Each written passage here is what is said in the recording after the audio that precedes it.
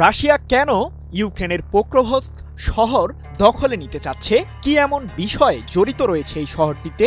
Moscow জানিয়েছে এরই মধ্যে পোক্রোভস্ক শহরের গভীরে প্রবেশ করেছে রাশিয়ার সামরিক বাহিনী। শহরটির পুরো দখল নিতে ১.৫ লাখ রাশিয়ান সৈন্য পোক্রোভস্কের দিকে রওনা দিয়েছে বলেও জানা গেছে। পোক্রোভস্ক দখলের মাধ্যমে কি অর্জন করতে চায় রাশিয়া?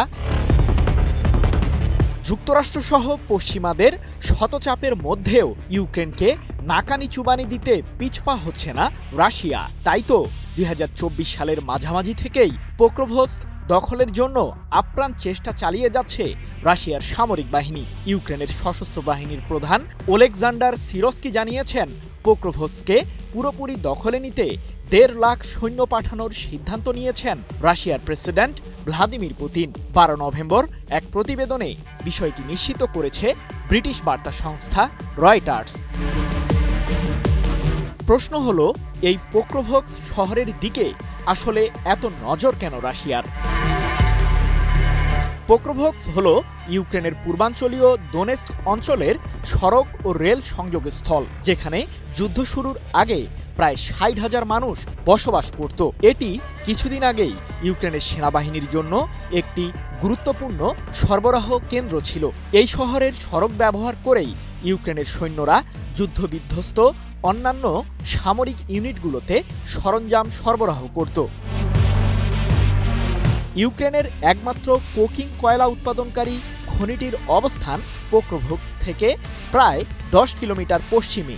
এই খনি থেকে উৎপাদিত কয়লা একসময় ইস্পাত শিল্পে ব্যবহৃত হতো, তবে বর্তমানে খনির কাজ বন্ধ রয়েছে। এছাড়াও পোক্রোভস্কে রয়েছে দোনেস্ক অঞ্চলের বৃহত্তম কারিগরি বিশ্ববিদ্যালয়, যা এখন পরিত্যক্ত অবস্থায় রয়েছে। যুদ্ধের কারণে ব্যাপক ক্ষতিগ্রস্ত হয়েছে।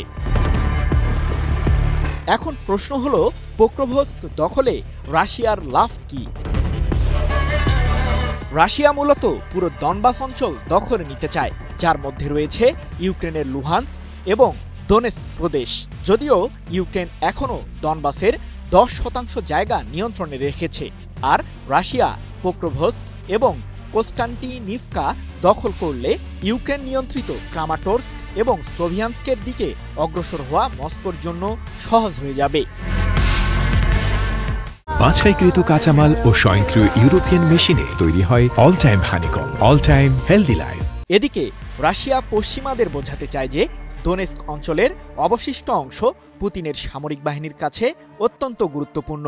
এছাড়াও ইউক্রেনের সাথে শান্তি চুক্তির অংশ হিসেবে প্রেসিডেন্ট ভলোদিমির জেলেনস্কির উচিত স্বেচ্ছায় এই অঞ্চলগুলো মস্কোর কাছে ছেড়ে দেওয়া। কিন্তু ছোট এই শহরটি দখলের জন্য এত সময় কেন নিচ্ছে রাশিয়া? ১ বছরেরও বেশি সময় ধরে পোক্রোভস্ক দখলের হুমকি দিয়ে আসছে রাশিয়া।